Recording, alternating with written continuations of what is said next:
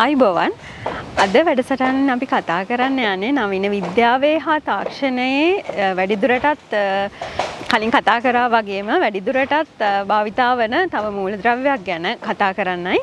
හැබැයි මේ මූලද්‍රව්‍යයක් කියවට මූලද්‍රව්‍ය කාණ්ඩයක් විදිහට අපිට හඳුන්වන්න පුළුවන් ඒ තමයි ග්‍රැෆයිට්. ඒ කියන්නේ මිනිරං සහ ඒ සම්බන්ධ කාබන් මැටීරියල් සහ ඒවයි භාවිත ගැන තමයි අද කතා කරන්න සූදානම් වෙන්නේ. ග්‍රැෆයිට් කියන දේ ඇත්තටම ඔයාලා ගොඩක් දුරට දන්නේ සහ දකින්නේ පැන්සලක තිබෙන මිනිරන් තුඩක් විදිහට දකින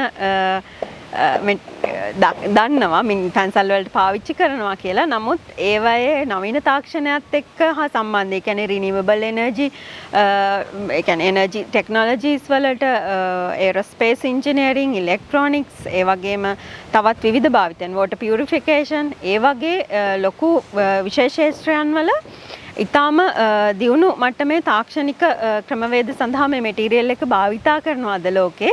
ඉතින් ඒ ගැන සරලව දැනුවත් කිරීම සඳහා තමයි අද මම සූදානම් වෙලා ඉන්නේ. අපි මුලින්ම බලමු මොකද්ද මේ ග්‍රැෆයිට් කියලා කියන්නේ කියලා. ග්‍රැෆයිට් කියන්නේ සිංහලෙන් කිව්වොත් අපි මිනිරන් කියලා කියනවා. මෑතකදී ලංකාවේ ගොඩක් දුරට කතා බහ වුණ මාතෘකාවක් ග්‍රැෆයිට් කියන එක, මිනිරන් කියන එක. මොකද ලෝකයේ ප්‍රධාන පෙළේ රටවල් කීපයක්ම ලංකාව ගැන අවධානයෙන් ඉන්නවා මේ දවස්වල. මොකද ග්‍රැෆයිට් කියන එකේ සෝස් එක, මිනිරන් සෝසස් විදිහට ලංකාවේ තියෙන මිනිරන් පතල්, බෝගල, කහටගහ, රාගෙදර වගේ පතල් වල තියෙන මේ මිනිරන් සෝසස් ඉතාම, ඒ කියන්නේ මිනිරන් ගත්තොත් ඉතාම පිරිසිදු භාවයෙන්, කාබන් පියුරිටි එක වැඩි මිනිරන් ලංකාවේ තිබෙනවා කියන එක ස්වභාවිකවම තිබෙනවා කියන එක හා සම්බන්ධව බොහෝ රටවල් මේ ගැන අවධානයෙන් ඉන්නවා. ඉතින් ඒ හින්දා අද මම මේක මාතෘකාවක් කරගන්න ඔයාලව දැනුවත් කරන්න. මෙතනදී අපි මුලින්ම බලමු මොකද්ද මේ ග්‍රැෆයිට් කියන්නේ. ග්‍රැෆයිට් හරි මිනිරන් කියන්නේ. මේවා හැදිලා තියෙන්නේ කාබන් විදිහට. කාබන් තමයි පෘථිවියේ තිබෙන ප්‍රධාන මූලද්‍රව්‍යයන් වලින් එකක්. කාබන් අපිට හඳුන්වන්න පුළුවන්. එතකොට ග්‍රැෆයිට් හැදිලා තියෙන්නේ කාබන් ඇටම් කීපයක් එකතු වෙලා හැදෙන එක ලේයර් එකක් විදිහට ගත්තොත් අපි ඒ ලේයර්ස් කීපයක් හැදිලා තමයි ග්‍රැෆයිට් කියන එක හැදිලා තියෙන්නේ. එතකොට ග්‍රැෆයිට් සහ එතනින් ග්‍රැෆීන් කියලා ඊළඟට අපිට මැටීරියල් එකක් ගැන කතා කරන්න පුළුවන්. එතනදි වෙන්නේ ග්‍රැෆයිට් එක ලේයර් එකක් විදිහට අපිට ගන්න පුළුවන් නම් ඒක කියනවා ග්‍රැෆීන් කියලා. මේක කරන එක අපි කියන තරම් ලේසි නෑ. ඒක ග්‍රැෆීන් ලේයර් එකක් විදිහට ගන්න එක. නමුත් ඒකේ ඊටාම වටිනාකමින් අධික මැටීරියල් එකක් විදිහට භාවිතා වෙනවා. ඉතින් ඒ වගේම මේ ග්‍රැෆීන්, ඒ කියන්නේ 2D මේ ගන්න ග්‍රැෆීන් ෂීට් එකක්, එක ලේයර් එකක් ගත්තොත් ඒක නමලා, ඒ කියන්නේ බටයක් විදිහට හදාගත්තොත් අපි ඒකට කියනවා කාබන් නැනෝ ටියුබ් එකක් කියලා. ඒ වගේත් භාවිතා, ඒ කියන්නේ ඒගොල්ලන්ගේ ස්ට්‍රක්චර්ස් අනුව විවිධ භාවිතාවන් අපිට ලෝකයේ අද දකින්න තියෙනවා. එතකොට අපි බලමු ඇයි මේ ග්‍රැෆයිට් කියන මූලද්‍රව්‍ය මේ තරම් නවීන විද්‍යාවට වැදගත් වෙන්නේ කියලා. ඒකේ විශේෂ ගුණාංග කීපයක් තියෙනවා අපිට කතා කළ යුතු. පළවෙනි කාරණය තමයි ග්‍රැෆීන්. ඒ කියන්නේ මේ මැටීරියල් එකේ තියෙන ඉලෙක්ට්‍රිකල් කන්ඩක්ටිවිටි එක, විද්‍යුත් සන්නායකතාවයේ ඉහළ අගයක තියෙනවා. ඒ වගේම තමයි තර්මලි කෙමිකලි ස්ටේබල් ගතිය. තර්මලි ඒ කියන්නේ වැඩි උෂ්ණත්වයකට වෘත දීමේ හැකියාව, කෙමිකල් එක්ක රියැක්ට් කරන රේට් එක අඩු වීම, එතකොට ස්ටේබල් ගතියක් තියෙනවා. ස්ථිරතාවයක් එයාගේ මැටීරියල් එකේ තියෙනවා. ඒ වගේම තමයි ඒකේ තියෙන විශේෂයෙන් නැනෝ ටෙක්නොලොජි වලදී අපි විශේෂයෙන් කතා කරන රියැක්ටිවිටි රේට් එක. ඒ කියන්නේ එයාගේ තියෙන පෘෂ්ඨීය වර්ගඵලය වැඩි. ඒ නිසා එයා එකතු වෙන අනිත් මූලද්‍රව්‍යයන් සමග රියැක්ට් කරන රේට් එක මෙයාගේ වැඩි. රියැක්ට් කරන රේට් එක කියන්නේ එයා එක්ක සම්බන්ධ වෙන අනිත් ඒවාත් එක්ක අපිට එයාගේ ගුණාංග තව ප්‍රගුණ වැඩි දියුණු කරගන්න පුළුවන් අවස්ථාවක් තියෙනවා මේ මැටීරියල් භාවිතා කිරීමෙන්. ඉතින් මේ විශේෂ ගුණාංගත් එක්ක අපිට භාවිතාවන් රැසක් තියෙනවා. ලෝකයේම ගත්තොත් ඉතා විශාල භාවිතාවන් දැනටත් භාවිතා කරනවා සහ තවත් රිසර්ච් ලෙවල් එකේ කරගෙන යන භාවිතාවන් තියෙනවා. අපි කීපයක් ගැන කතා කරමු අද. පළවෙනි එක තමයි එනර්ජි ඇප්ලිකේෂන් වලදී. එතකොට එනර්ජි ඇප්ලිකේෂන් වලදී අපි කොහොමද මොන වගේ ඇප්ලිකේෂන් වලද විශේෂයෙන් භාවිතා කරන්න කියලා කතා කරොත් බැටරි මැටීරියල් එකක් විදිහට බැටරි වල ඉලෙක්ට්‍රෝඩ් හදන්න ප්‍රධාන වශයෙන් භාවිතා කරන මේ ග්‍රැෆයිට් කියන්නේ high purity graphite කියන එක ඉතාම වැදගත් බැටරි ඇප්ලිකේෂන් වලදී. ලිතියම් බැටරි, ඒ වගේම මැග්නීසියම්, අනිත් සෝඩියම්, ඒ වගේ අනිත් ටයිප් වල බැටරි වලටත් ඉලෙක්ට්‍රෝඩ් නිෂ්පාදනය සඳහා මේ ග්‍රැෆයිට් භාවිතා කරන්න පුළුවන්. ඒ වගේම තමයි එතනදී අර ඉලෙක්ට්‍රිකල් කන්ඩක්ටිවිටි කියන්නේ යාගේ විද්‍යුත් සන්නායකතාවය වැඩිවීම ඉතා විශාල ප්‍රයෝජනයක් වෙනවා. ඒ වගේම ග්‍රැෆයිට් වල තියෙන ලේයර්ඩ් ස්ට්‍රක්චර් එක හින්දා ලේයර් ස්ට්‍රක්චර් එක හින්දා අයන්ස් ඇතුල්වීම සහ එළියට එම ඒ ස්ට්‍රක්චර් එක තුලින් පාලනය කිරීම නිසා මේ ඇප්ලිකේෂන් එකට විශේෂයෙන් භාවිතා කරනවා. ඒ වගේම තමයි තව එනර්ජි ඇප්ලිකේෂන් එකක් අපි ගත්තොත් සෝලර් සෙල්ස් හදන්න. විශේෂයෙන් අප පරීක්ෂණ කණ්ඩායමක් භාවිතා කරන වර්ණ සංවේදී සූර්ය කෝෂ හදන කියන්නේ රිසර්ච් ලෙවල් එකේ කරනකොට එතනදී අපි විශේෂයෙන් ඉලෙක්ට්‍රෝඩ් හදනකොට විශේෂයෙන්ම අපි කැතෝඩ් කියලා ගත්තොත් කැතෝඩ් මැටීරියල් එක විදිහට මේ කාබන් මැටීරියල් අපිට භාවිතා කරන්න පුළුවන්. එතනදිත් එයාගේ තියෙන පෘෂ්ඨීය වර්ගඵලය වැඩිවීම, ඉලෙක්ට්‍රිකල් කන්ඩක්ටිවිටි එක වැඩිවීම නිසා ඒ සෝලර් සෙල් සූර්ය කෝෂවල එෆිෂන්සි එක වැඩි කරලා දෙන්න පුළුවන්.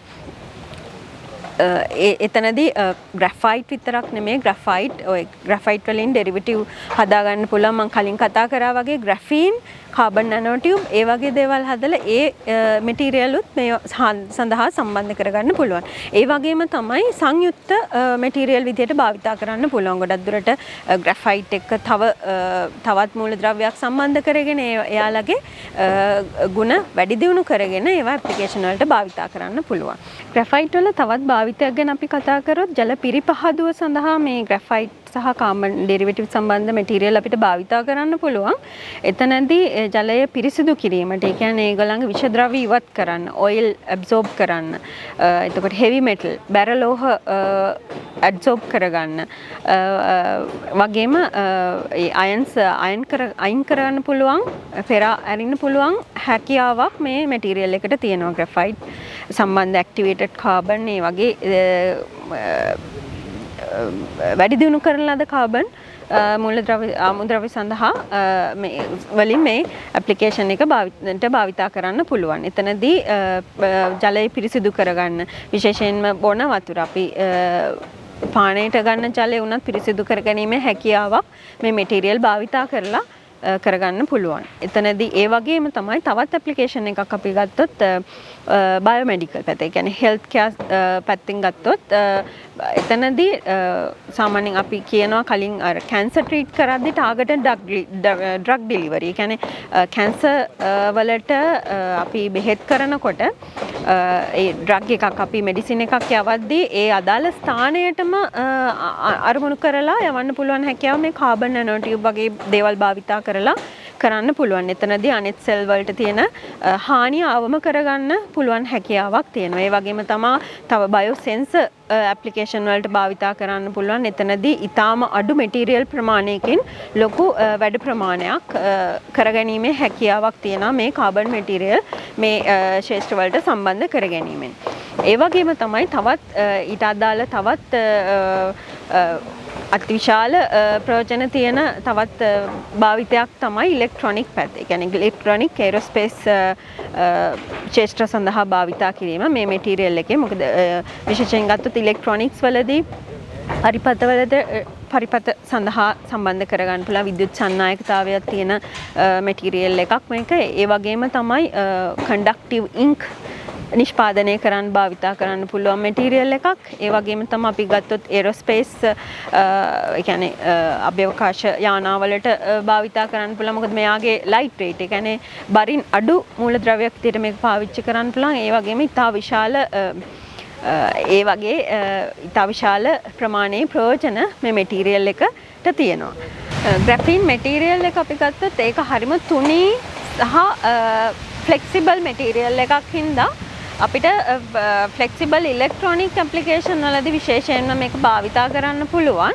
එතකොට අපි ස්මාර්ට් වොචස්, එතකොට ෆෝන් වලට, ඒ වගේ ඉලෙක්ට්‍රොනික්ස් ඇප්ලිකේෂන්, ඒ වෙරබල් ඉලෙක්ට්‍රොනික් ඇප්ලිකේෂන් වලදී, ඒ වගේ දේවල් වලදී මේ ග්‍රැෆීන් කියන එක විශේෂයෙන් අපිට භාවිතා කරන්න පුළුවන් මැටීරියල් එකක්.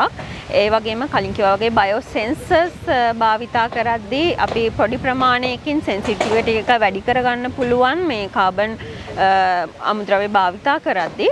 ඒ වගේම තමයි අපි මේ මැටීරියල් එක ගැන කතා කරනකොට ඒකේ නැනෝ අපි විශේෂයෙන් කතා කරනවා නැනෝ ටෙක්නොලොජි එක සම්බන්ධව. ඉතින් මේකෙදී අනාගතයේදී අපිට විශාල විදිහට මේක දියුණුවට පත් වෙයි කියලා මේ ශාස්ත්‍රයන් වැඩිපුර ප්‍රචලිත වෙයි කියලා බලාපොරොත්තු වෙන්න පුළුවන්.